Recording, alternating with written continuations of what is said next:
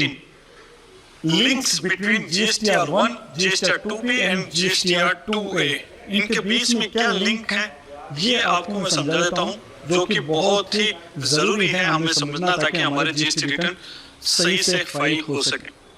मान लीजिए कि दो पार्टी है, ये मेरी फर्म है नोबल एंटरप्राइजेस और ये एक पार्टी है जिससे मैंने माल खरीदा है रीगल हार्डवेयर। ठीक है, मान लीजिए कि मैंने रीगल हार्डवेयर से अप्रैल में माल खरीदा जिस पर टैक्सेबल वैल्यू थी 1000 रुपए, जिस पर SGST था 90 रुपए और CGST था 90 रुपए। अब ये जो रीगल हार्डवेयर है इसकी लायबिलिटी बनती है कि ये अपना GSTR1 रिटर्न जो है वो फाइल करे। रीगल हार्डवेयर जब GSTR1 रिटर्न फाइल करेगा, GSTR1 रिटर्न में क्या डिटेल जाती है, जब भी कोई किसी पार्टी को माल बेचा है तो उसकी डिटेल GSTR1 में जाती है। तो इसकी लायबिलिटी बनती है कि ये अपना GSTR1 रिटर्न जो है टाइम से भरे, जिसकी डेट होती है लास्ट 11 मई।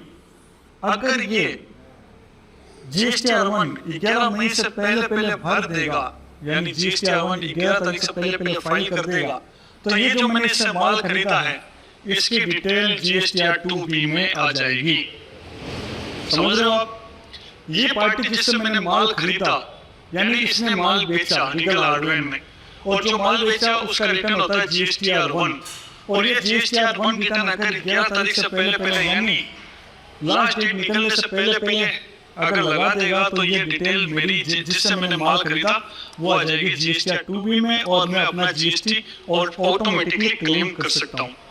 ठीक है, अब अगर इसको मैं क्लियर कर देता हूँ। अब अगर मान लीजिए कि ये रीगल हार्डवेयर, इससे मैंने माल खरीदा यानी इसने मुझे बेचा, और ये अपना GSTR1 रिटर्न यानी GSTR1 रिटर्न 11 मई यानी लास्ट डेट निकलने के बाद में लगाएगा, तो ये जो परचेज की डिटेल है वो मुझे GSTR2B के अंदर शो नहीं होगी, बल्कि शो होगी GSTR2A के अंदर। GSTR2A में शो होगी क्योंकि इसने लास्ट डेट निकलने के बाद में रिटर्न लगाया है, इसलिए इसकी डिटेल मेरे GSTR2A में आएगी और मैं इसकी GST क्लेम नहीं कर सकता। GST में अगले महीने में ही क्लेम कर सकता हूँ, अगले महीने में ही क्लेम कर पाऊंगा, क्योंकि GST केवल उसी की क्लेम होती है जो GSTR2B में शो होता है। GSTR2A में जो भी शो होता है उसकी GST क्लेम नहीं होती है। तो ये है GSTR1, GSTR2B और GSTR2A का आपस में लिंक। अब ये जो GSTR2B है, जैसा कि मैंने कहा इसमें परचेज की डिटेल है, इसकी डिटेल ऑटोमेटिकली GSTR3B में भी आ जाती है, ऑटोमेटिकली GSTR3B में आ जाएगी। और ये जो पार्टी है जब अपना GSTR1 रिटर्न लगाएगा यानी मैं जब GSTR1 रिटर्न लगाऊंगा तो इसकी डिटेल भी ऑटोमेटिकली GSTR3B में आ जाएगी। यानी ये जो रिटर्न है GSTR1, GSTR2B, GSTR2A, GSTR3B, ये सब आपस में एक दूसरे से लिंक है। सभी रिटर्न का टाइम पर लगना जरूरी है। जब सारे रिटर्न टाइम पर लगेंगे तो ऑटोमेटिकली हमारा पार्टी ने जो GSTR1 लगाया उसके अकॉर्डिंग हमारा GSTR2B भी सही होगा, और GSTR2B सही होगा तो हमारा GSTR3B भी सही होगा। और जो हमें GSTR1 रिटर्न लगाया है अगर वो भी हमने टाइम पर रिटर्न सही लगाया तो उसकी डिटेल भी GSTR3B के अंदर एकदम सही जाएगी।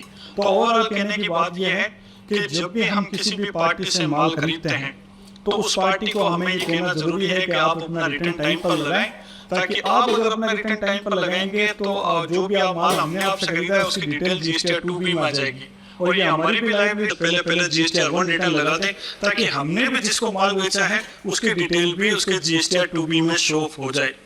ये है आपस में GSTR1, GSTR2B, GSTR2A और GSTR3B के आपस में लिंक, और इन सब का टाइम पर रिटर्न लगना जरूरी है ताकि किसी में कोई भी प्रॉब्लम नहीं हो और हमारा रिटर्न एक्यूरेट जा सके। तो दोस्तों ये था आज का हमारा वीडियो।